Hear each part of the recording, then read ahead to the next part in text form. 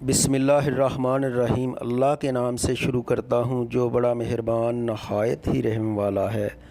انطاکیہ ملک شام کا ایک بہترین شہر تھا جس کی فسلین سنگین دیواروں سے بنی ہوئی تھی۔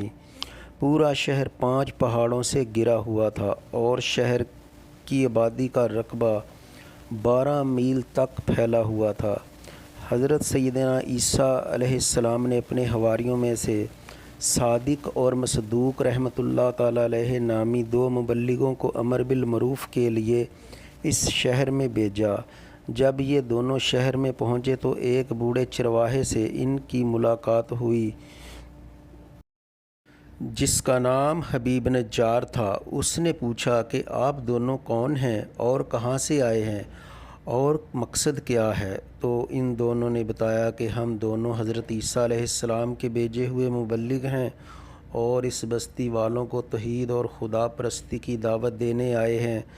تو حبیب نجار نے سوال کیا، کیا آپ لوگوں کے پاس اس کی کوئی نشانی بھی ہے؟ تو ان دونوں نے جواب دیا، جی ہاں، الحمدللہ ہم لوگ مریضوں اور مادرزاد اندھوں اور کوڑوں کو خدا کے حکم سے شفا دیتے ہیں۔ یہ ان دونوں کی کرامت اور حضرت عیسیٰ علیہ السلام کا معجزہ تھا۔ یہ سن کر حبیب نجار نے کہا، میرا ایک لڑکا مدتوں سے بیمار ہے، کیا آپ لوگ اس کو تندرست کر دیں گے؟ ان دونوں نے فرمایا، انشاءاللہ اس کو ہمارے پاس لاؤ۔ چنانچہ وہ اپنے بیمار لڑکے کو لے آئے اور ان دونوں نے اس بیمار لڑکے پر اپنا ہاتھ پھیر دیا اور وہ فوراً ہی تندرست ہو کر کھڑا ہو گیا۔ یہ خبر بجلی کی طرح سارے شہر میں پھیل گئی اور بہت سے مریض جمع ہو گئے اور سب شفا یاب بھی ہو گئے۔ اس شہر کا بادشاہ انطاکیہ نامی ایک بت پرست تھا۔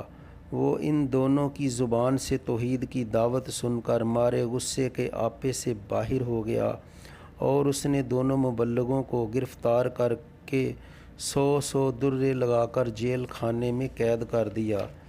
اس کے بعد حضرت عیسیٰ علیہ السلام نے اپنے حواریوں کے سردار حضرت شمعون رحمۃ اللہ تعالیٰ علیہ کو انطاکیہ بھیجا۔ آپ کسی طرح بادشاہ کے دربار میں پہنچ گئے اور بادشاہ سے کہا کہ آپ نے ہمارے 2 آدمیوں کو کوڑے لگا کر جیل خانہ میں قید کر دیا ہے، کم از کم آپ ان دونوں کی پوری بات تو سن لیتے۔ بادشاہ نے ان دونوں کو بلوا کر گفتگو شروع کی تو ان دونوں نے کہا، ہم یہی کہنے کے لیے یہاں آئے ہیں کہ تم لوگ بتوں کی عبادت کو چھوڑ کر اس خدائے واحد کی عبادت کرو جس نے تم کو اور تمام کائنات کو پیدا کیا ہے۔ جب بادشاہ نے ان دونوں سے کوئی نشانی طلب کی تو ان دونوں مبلغوں نے ایک ایسے مادرزاد اندھے کو جس کے سر میں آنکھیں تھی ہی نہیں ہاتھ پھیر دیا تو اس کی پیشانی میں آنکھوں کے 2 سوراخ بن گئے۔ پھر دونوں مبلغوں نے مٹی کے 2 گلیلے یعنی گولیاں بنا کر ان سوراخوں میں رکھ کر دعا کی تو یہ دونوں گلیلے آنکھیں بن کر روشن ہو گئے اور وہ مادرزاد اندھا اکھیارا بن گیا۔ حضرت شمعون رحمۃ اللہ تعالیٰ علیہ نے فرمایا کہ اے بادشاہ، کیا تمہارے بتوں میں بھی یہ قدرت ہے؟ بادشاہ نے کہا، نہیں۔ تو حضرت سیدنا شمعون رحمۃ اللہ تعالیٰ علیہ نے فرمایا، تو پھر تم اس خدا کی عبادت کیوں نہیں کرتے جو ایسی قدرت والا ہے کہ اندھوں کو آنکھیں عطا فرما دیتا ہے؟ یہ سن کر بادشاہ نے کہا، کیا تمہارا خدا مردوں کو بھی زندہ کر سکتا ہے؟ اگر وہ مردوں کو زندہ کر سکتا ہے تو ایک مردے کو زندہ کر دے جو میرے ایک دہقان کسان کا لڑکا ہے اور وہ 7 روز سے مرا ہوا پڑا ہے اور میں نے اس کے باپ کے انتظار میں ابھی تک اس کو دفن نہیں کیا۔ چنانچہ بادشاہ ان تینوں مبلغوں کو لڑکے کی لاش کے پاس لے گیا۔ ان تینوں مبلغوں نے ہاتھ اٹھا کر اللہ تعالیٰ کی بارگاہ میں دعا مانگی۔ خدا کے حکم سے وہ مردہ زندہ ہو گیا۔ پھر بلند آواز سے کہنے لگا، ہائے افسوس کہ میں بت پرست تھا جس کی پاداش میں مرنے کے بعد مجھے جہنم کی وادیوں میں داخل کیا گیا۔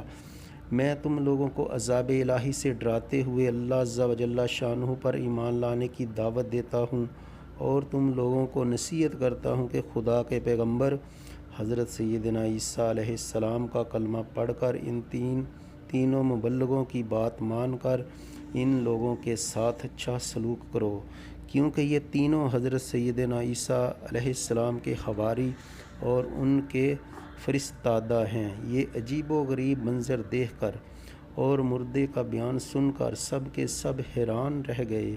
اتنے میں حضرت حبیب نجار رحمۃ اللہ تعالیٰ علیہ بھی دوڑتے ہوئے پہنچ گئے، اور انہوں نے بھی بادشاہ اور سارے شہر والوں کو مبلغین کی تصدیق کے لیے پرزور بیان کر کے آمادہ کر لیا، یہاں تک کہ بادشاہ اور اس کے تمام درباریوں نے ایمان کی دعوت قبول کر لی اور سب صاحب ایمان ہو گئے، مگر چند منحوس لوگ جو بتوں کی محبت میں عقل و ہوش کھو چکے تھے وہ ایمان نہیں لائے، بلکہ ان ظالموں نے حضرت حبیب نجار رحمۃ اللہ تعالیٰ علیہ کو شہید کر دیا، جس کی بنا پر ان ظالموں پر عذاب آیا اور یہ لوگ عذاب الہی میں ہلاک کر دیے گئے۔